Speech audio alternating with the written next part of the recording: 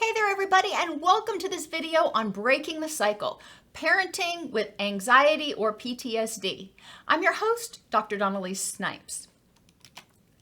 I very often get this question, and it comes in a variety of different forms, but basically caregivers who are very concerned that they were under stress or traumatized during their pregnancy or when their kids were infants. And this comes from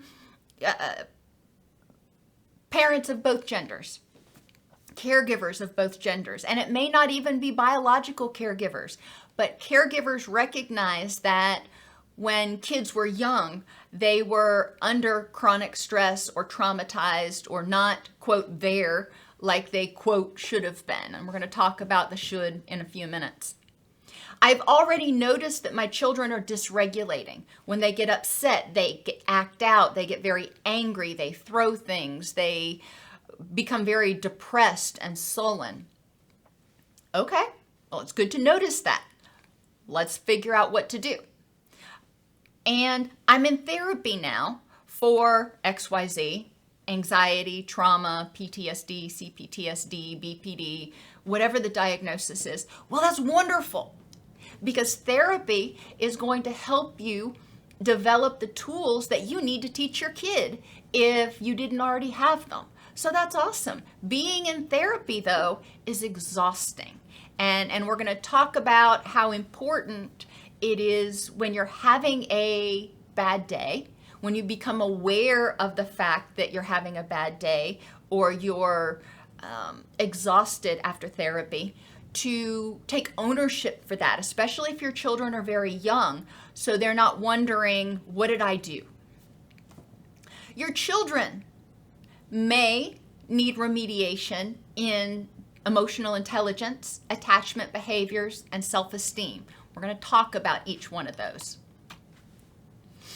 Young children often find the concept of forgiveness a bit easier. A 5-year-old is often more ready to forgive than a 15-year-old or a 25-year-old. It's important to respect their boundaries, whatever their age is, and not try to force or cajole or demand forgiveness. You may start doing the right thing. Well, the proof is in your behavior. Even if you do a 180-degree turn on your behavior and all of a sudden you are, the parent of all parents, your child may have some traumatic memories and anger that they need to process, but they can't do that until they feel safe. So there's a lot of stuff that may have to happen. And growing up in a household with a caregiver that has a mental illness, whether it's PTSD, CPTSD, BPD, anxiety, whatever, that is technically considered an adverse childhood experience. Why?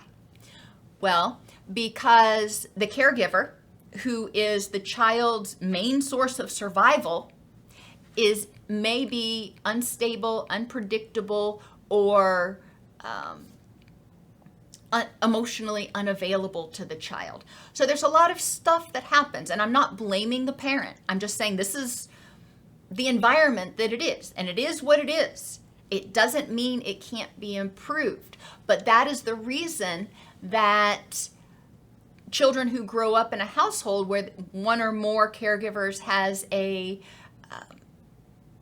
mental illness or addiction do tend to have worse outcomes. It doesn't always happen.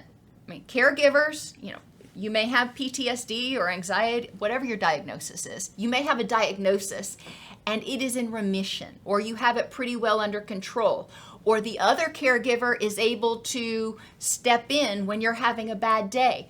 All of those things are helpful at buffering the child and remediating any damage.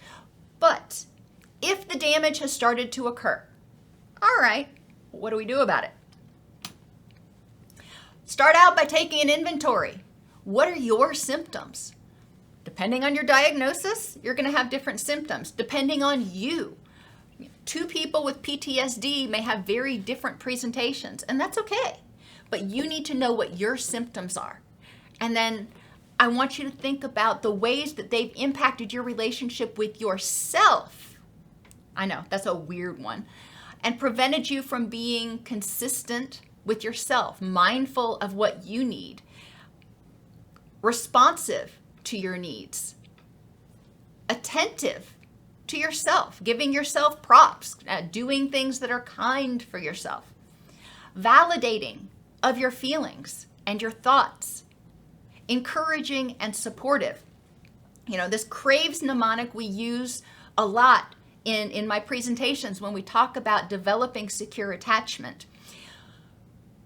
In my opinion, before you can develop secure attachment with others, you need to at least start developing secure attachment with yourself. You need to start being aware, consistently mindful of how do I feel? What are my needs? And then responding to yourself in a caring and compassionate way. That is part of the healing process. Modeling these behaviors for your children is fabulous. It teaches them, hey, this is how I should treat myself. This is what I need to do in order to help regulate my emotions. Now, young children are not necessarily going to pick up on a lot of that. However, these behaviors, being consistent, responsive, attentive, validating, encouraging, and supportive, will help you feel safer, help you feel more empowered, help you feel more grounded, which will reduce the overall stress in the household, reduce your vulnerability to dysregulation, and improve your ability to be able to be emotionally and physically available for that child. So how awesome is that? More inventories. What is your emotional intelligence level? How effective are you at identifying your own feelings? Are you able to say, I am curious, I am angry, I am sad, I am happy? Do you even notice? And that goes back to that consistency. Are you consistently mindful of how you feel? Or do you wait until you get to the point, you just ignore the happy stuff, and the only time you pay attention to your emotions is when you are bubbling over with depression or anxiety or anger? It's important to become more aware of identifying your feelings when they start. That's the good ones too. Start taking notice of the good ones and when you're having a good day. Identify your triggers and your vulnerabilities for your feelings. And with my clients, I encourage them to just get out a sheet of paper and list on each sheet of paper, identify a different emotion.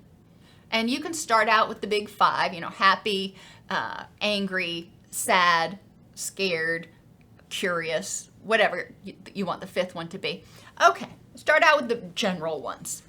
What triggers those in you? What vulnerabilities, what things make you more likely to react with that emotion? So if I'm overtired or I'm in pain or I'm sick, I am a lot more likely to respond with irritability than I am with patience or contentment. Recognizing not only what triggers your anger, but what makes you more vulnerable to having a stronger reaction is really important. That way, if you wake up in the morning and you wake up and you've already got a headache or you don't feel well and you're dragging yourself out and you're trying to make breakfast or whatever you're doing, you recognize that you're already vulnerable to being irritable. So you can acknowledge that. You can say, you know what? Mommy really doesn't feel well today, or dad, or whatever your title is. And, I really want to be here for you. It's nothing that you did. I don't feel well. Kids understand that. You don't have to get into great detail about what's going on. You can also, if you recognize that you're vulnerable, that may be one of the times that you say, you know what? I really don't feel well right now. So instead of me making this big meal, let's go out to eat. Let's pick up something to eat on the way to school. Yes, that's not the ideal situation. But every once in a while, you gotta weigh your options. Is it better to stick it out and try to make breakfast and get all the dirty dishes and try to fight with Junior about whether they're gonna finish their breakfast?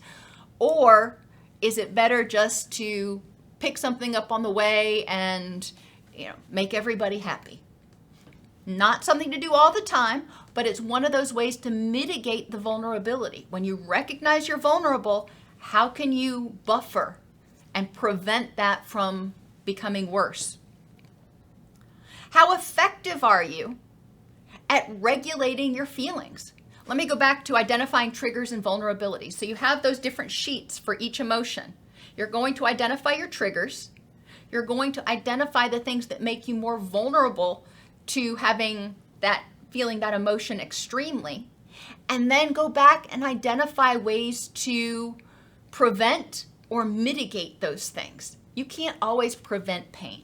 So when you're in pain, what can you do to make the best of it, to mitigate the impact, minimize the impact that has on how you react to your children?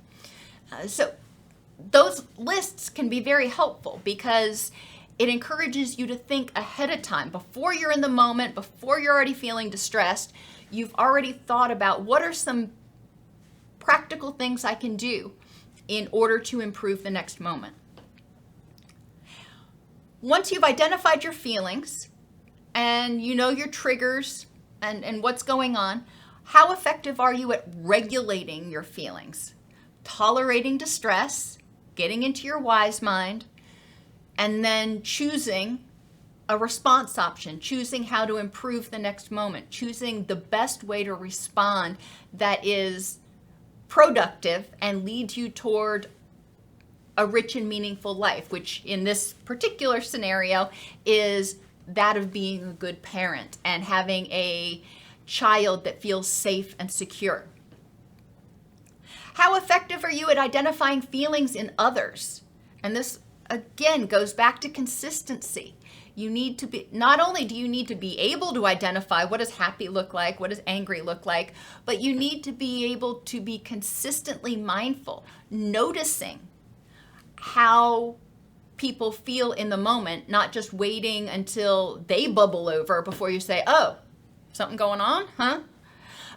It's important, especially with younger kids, to be mindful of these things because they probably don't have the vocabulary to express themselves, and waiting until they're acting out before you acknowledge it has let it get too far. So backing up and becoming more aware of their feelings, and children will express, everybody often has different ways of expressing their feelings. When one person gets mad, they may display it in one way. When another person gets mad, they may display it in a completely different way. It's important to know how your child displays those feelings. And are you able to respond appropriately to other people's feelings? What does that mean?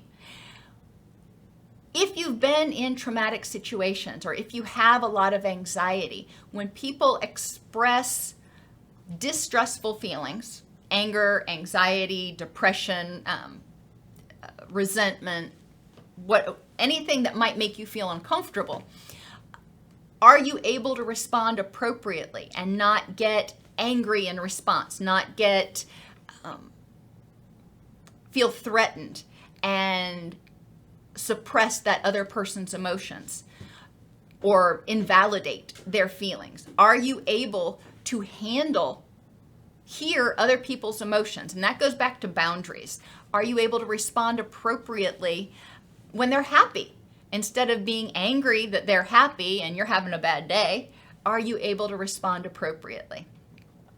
So all that's important. And most of us, this is something we work on a daily basis. It's something that we constantly hone, we constantly get better at, but it is something that's important.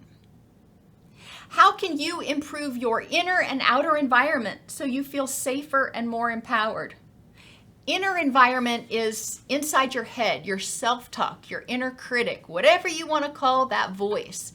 How can you improve that environment so you feel safer, so your self-esteem is higher, so you feel more empowered, so you think, all right, I can do this, instead of I have no business doing this. You want to switch to say, okay, I may not have all the answers, but I know where I can find them. I know who I can consult. I've got support. So that's the inner and the outer environment. How can you create this environment that is nurturing and where you feel safe and empowered, and you can help your children feel safe and empowered? In what ways have your symptoms impacted your relationship with your child and prevented you from being consistent? Well, let's go through each one of these independently. Consistent. If you're anxious, you may be so worried about whatever it is you're anxious about that you just can't even focus on Junior. If you've got trauma, you may be hypervigilant and, again, worried, anxious, and not feeling safe. You're not getting good rest. You're not able to focus, so you have difficulty being consistently mindful of what Junior needs. How have your symptoms kept you from being appropriately responsive, helping them identify their feelings, de-escalate, identify triggers, identify coping responses, and take the next step? How have your symptoms prevented you from being attentive? And this means attentive even when your kids are not in crisis. That means giving them positive attention, giving them positive feedback, letting them know that they're loved for who they are. Yeah, they're going to make mistakes. There's no may about it. They're going to make mistakes, but that's okay. You love them anyway. Validating. What seems like a crisis to a 10-year-old probably doesn't seem like anything to a 30-year-old. However, that's because a 30-year-old has had 20 more years of experiences to measure it up against. That's because a 30-year-old theoretically has more coping skills and more resources to use to deal with it, whereas a 10-year-old only has a limited number of experiences. So it can feel extremely overwhelming. It can feel like the end of the world. And validating how that child feels at that moment means recognizing and acknowledging, hey, I see this is how you're feeling. It doesn't mean you agree. It means I am acknowledging, I'm recognizing how you feel right now. Then moving on to being encouraging. All right, what can we do about it? And supportive as they take the steps to learn how to identify their emotions and deal with them. How can you improve your attachment security with your child? How can you improve these? How can you be more consistent? And that may mean actually setting push notifications on your mobile device to check in with your kid periodically. Occasionally, we all get to a place where we've got 17 different things pulling on us, and we need to be reminded to check in on things that are not making waves because we're paying so much attention to all the waves. All right, that's fine. Consistent. Some families will have mealtime where they sit and the whole family gets together without mobile devices at mealtime, and they actually communicate. They check in with one another at least once a day, one of the meals, if not twice a day. This can be a good time to be consistent and mindful of what's going on. Another little hint for consistency, if you're hanging out with your kids and you get this funny feeling, it's like, something's wrong. Probably is. That's that mindfulness. You pay attention to that thing in the pit of your stomach, your spidey sense, whatever you want to call it, and that's a good time to say, hey, you doing okay? And the child may say, yeah, I'm just tired, Or they may have something that they're upset about and they want to talk. So being consistently aware not only of what's going on with your kids, but also pay attention to your caregiver senses or your spidey senses and inquire about what's going on. That means a lot to children. Even if something's not going on, if you care enough to actually ask, hey, anything you need to talk about? I get the sense that something's wrong. My daughter came home from a doctor's appointment yesterday. And, it was a really long doctor's appointment. And she was very, very flat. And I couldn't tell if she was depressed or if she was just exhausted. So I asked. And, we talked about it. And then I felt better because I was like, okay, I know what's going on. And hopefully she knew that, I cared enough to ask. Responsive. It's really important to be responsive to your kids, and you can't be responsive if you're dysregulating, which is why it's so important to get a handle on these things for yourself first, where you can recognize, you can identify feelings. You can even do those same feeling sheets with your kids. And if they're younger, you may need to use pictures or emojis or something, but you can do pictures with your kids. Little kids may talk about feelings in terms of animals or colors or something else. And that's okay. However, they are able to articulate, communicate what they're feeling. Thinking about how your symptoms have kept you from being able to be attentive. So what can you do?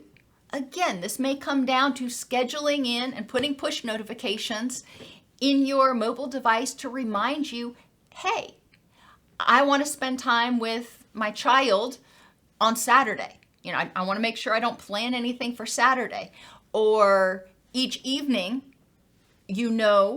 hopefully you wouldn't have to have a reminder, that I want to spend, my child goes to bed at 7:30 and I want to read them a story at 7.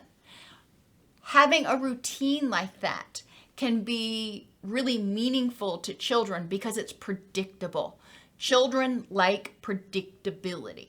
Not, constant, but they do like predictability. And it means a lot to them when they can count on you to help them with this wind down ritual. Validating can be very hard because a lot of people who experience anxiety and trauma as adults may have not grown up in validating environments. And it is important to remember how that felt and also to be able to develop the ability, it's hard, don't get me wrong, it's hard, to validate your child's feelings even if they make you uncomfortable. If they're angry at you, validating, I see that you're really angry at me, and not feeling overwhelmed or threatened by that. But also, as I said, validating the intensity of their feelings about other things. Even if you don't agree, remembering it from their perspective. The best analogy that I can make that we can do, right now as adults, get down on your hands and knees and envision the world from being down there, from being little. How much bigger and more overwhelming does everything seem? That's kind of what we're talking about cognitively too. How can you be more encouraging and supportive of your children? And there's a boundary there. There's hovering and there's encouraging. And it's important to recognize where that boundary is for your child. Some children prefer more interaction. Some children prefer less. And it's important to also let them know, hey, if I'm being too smothering, if you need a little space, it's okay to tell me, I need a little space. That also helps them feel empowered to set and maintain their boundaries. In what ways have your symptoms and your less than ideal relationship, so less than ideal attachment relationship, impacted your child? Has it caused your child to be angrier than you would like? Okay. Remember, anger is a response to threat. So we want to dig down in there and say, in what ways is anger protecting my child? What are they afraid of? Why don't they feel safe? Why don't they feel empowered? And what can I do to change that? It's what's done is done, but it doesn't have to keep negatively impacting the child. Some children will develop anxiety or distrust. And we talk about anxiety a lot in terms of abandonment anxiety and attachment anxiety. But anger and anxiety both kind of come out in attachment styles. The anxious attachment, this is the child that is very, very fearful of you leaving and very, very fearful of disapproval. And they melt down when they fear, when there's the possibility of abandonment or rejection or criticism. And they may react with a variety of stress responses. They may get angry and fight. They may flee. They may retreat from the whole situation. They may fawn. They may try cajoling you to do whatever they can to make you still love them because they're so afraid that you're going to reject them. They may freeze. They may just not know what to do, and they're just like, and sometimes they just say, screw it, forget about it. So that's the fifth F. When they fear abandonment or rejection, they may just withdraw into this deep depression. Avoidant attachment is characterized more by the withdrawal. They feel that anxiety coming on, and instead of fighting or fawning, they either flee or withdraw because they're out of energy. It's not worth it. They don't see the point. They've been let down so many times. They just avoid the possibility of getting hurt because they expect it. The anxious attachment, this is the person who knows it could be painful. A lot of times they blame themselves for any rejection or abandonment issues, but they desperately want to be with that other person. The avoidant attachment has just put up a wall and said, you know what? I'm out. Disorganized attachment may present, it's a combination of anxious and avoidant, where the person may initially be anxious, but if they don't get their needs met, then they withdraw into the avoidant and they wall people off. Regardless of how it presents, it is a symptom of fear, is a symptom of abandonment anxiety, and a symptom of lack of secure attachment that needs to be addressed. What needs to happen so the child can feel safe from rejection, can feel loved? Even if I make a mistake, I'm not going to be rejected. I'm not going to be abandoned.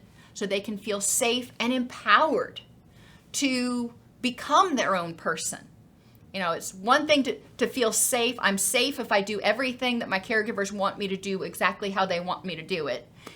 It's another thing to feel safe and empowered to become your own person where, hey, I feel safe. I know I'm loved, even if they don't agree with everything I do. And even if I do something a little different than they wanted me to. And that is really important as the child grows and moves into later stages of psychosocial development. Some children who've been exposed to a parent with anxiety or anger or PTSD or BPD may also just evidence depression, a sense of helplessness and hopelessness. They don't know how to stay safe. They don't know how to get the love that they need from their caregiver, so they've just given up. And some may express their emotions through acting out. Now, I could have put this with anger, but children, when they're anxious, when they're angry, even when they're depressed, they may act out. in a variety of different ways. And it's important to remember that behavior is communication. Behavior often is the child's way of communicating something they don't have words for. Look at the behavior. What triggers it?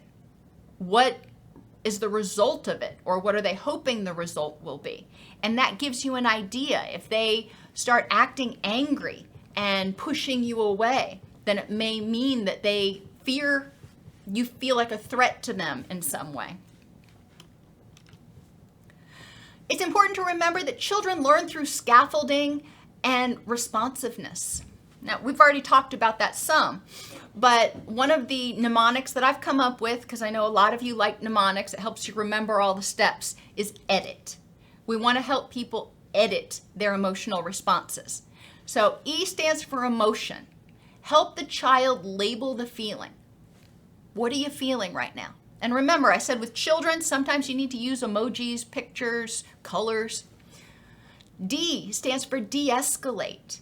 When they are dysregulated, they are not able to really process much. When you're dysregulated, you're not able to process much. You're in fight or flee mode. It's important to help them get into the wise mind. For children, this can be encouraging them to breathe. Now, not all kids like to do that.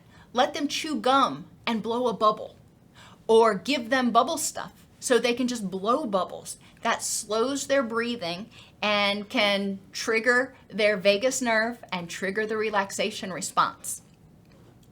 Some children do best or respond well to a hug. When they are feeling unsafe, when they are feeling like they're getting ready to dysregulate, a hug helps them feel secure. It's kind of like swaddling, and it can trigger the release of oxytocin, which can also help them calm down. Now, and swaddling is the same way for much, much younger children, as well as weighted vests. This is not appropriate for all children. Some children, the last thing in the world they want is to be restrained. So it's important to know and read your child. On the opposite end of the spectrum, some children, when they start getting upset, maybe they got into a fight with somebody at the playground or something, they need to move. So let's go on a walk for a minute, and then we can talk about what's going on. And I put yell with a question mark because with young children, a lot of times they have a hard time differentiating when it's appropriate to yell and when it's not appropriate to yell. Sometimes yelling can be very cathartic, just putting your face into a pillow and screaming, or maybe not even putting your face into a pillow. But there are times and places where that's appropriate and times where it's not. So you need to know yourself and know your children to figure out whether that's an appropriate de-escalation tool. Once they're in their wise mind, help them identify their triggers. So E is emotion identification, labeling. D is de-escalating. I is identifying triggers and coping strategies. What triggered it? What could you do to respond? What triggered it? What could you do to respond? And then T is testing those coping or resolution strategies. All right, so you got into a fight with Jamie over something in the sandbox. What do you think the best thing to do would be? All right, if whatever the child chooses out of the identified coping responses, support them in trying that out. If it works well, great, you can process that.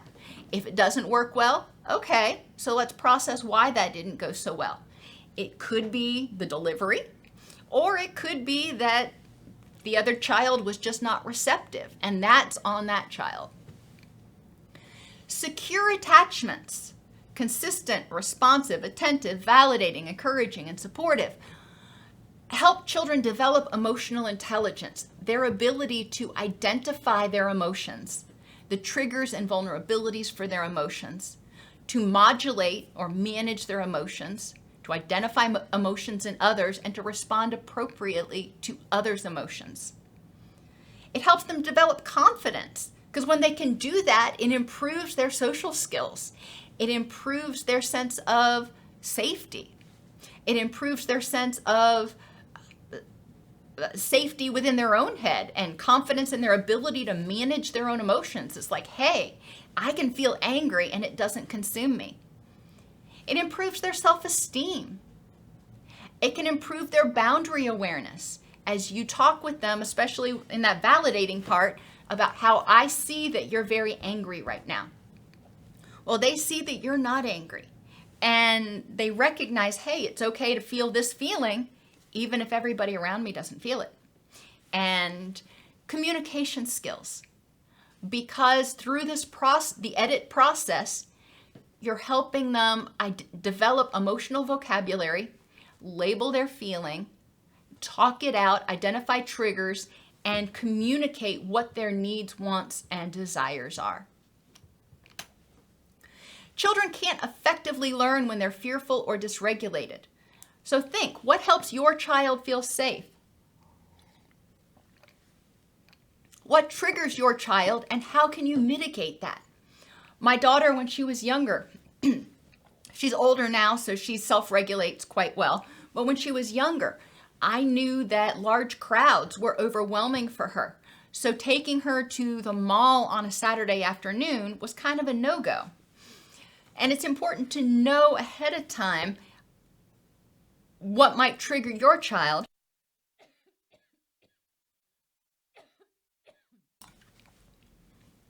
So you can help them become more aware of what triggers their anxiety. What are your child's vulnerabilities and how can you respond? Again, noting, when Johnny is feeling X, tired, in pain, sick, then he tends to have more difficulty coping with distress. Okay, so how can you respond? You notice that Johnny woke up and he's not feeling well, or Johnny woke up and he's feeling kind of achy, then you can help him identify that as a vulnerability and figure out how to best plan his day from there on out. Or children learn through observation. When the caregiver has stress, the child has stress.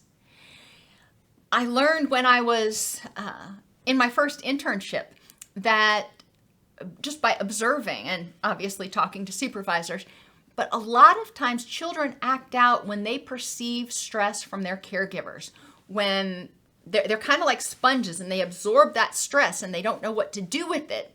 So they may start acting out because they don't know how to cope with that stress.